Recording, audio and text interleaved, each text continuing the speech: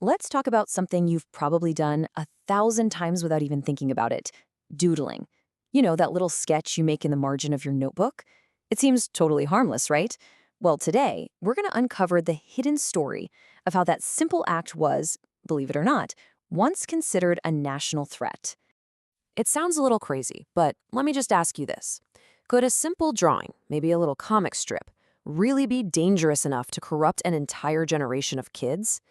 You know, back in the mid-20th century, a whole lot of people in America, including the government, would have given you a very loud and clear yes. And this wasn't just some casual talk either. In 1954, the actual United States Senate held official hearings to investigate the threat of comic books.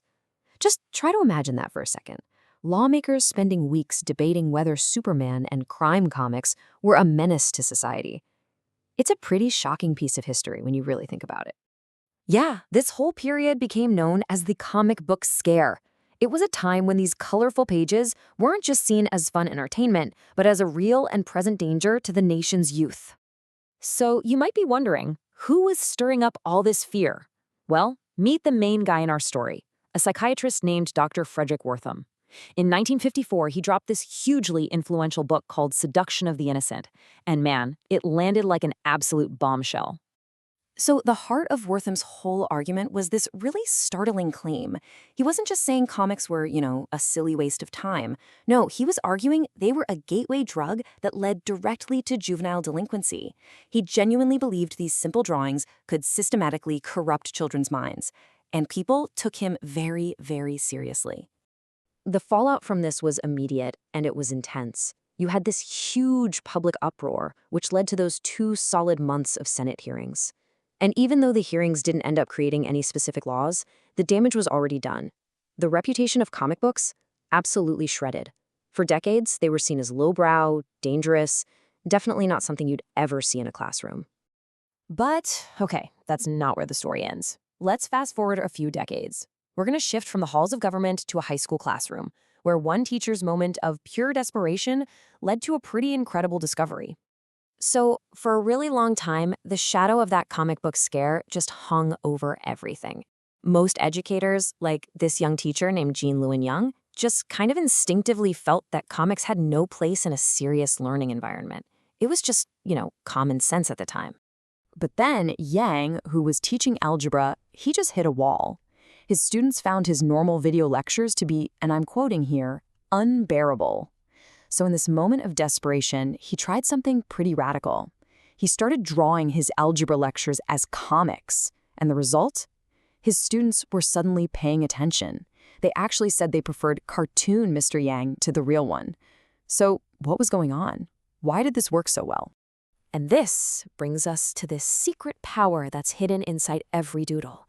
It's not about being silly or simple. It's actually about hacking the way our brains process information and, this is the most important part, time itself.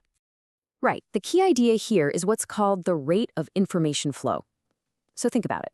With a video or a lecture, information is coming at you at a fixed speed, a speed that the speaker sets. But with a comic, everything changes. The reader, that's you, is in total control of that flow. And this is the cognitive advantage.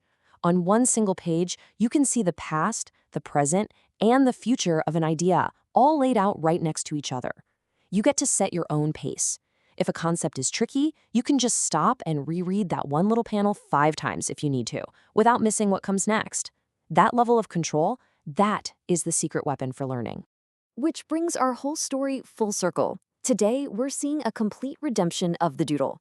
What was once seen as this terrible scourge is now being celebrated as a really powerful study tool. And we've got the data to prove it. Just look at this number.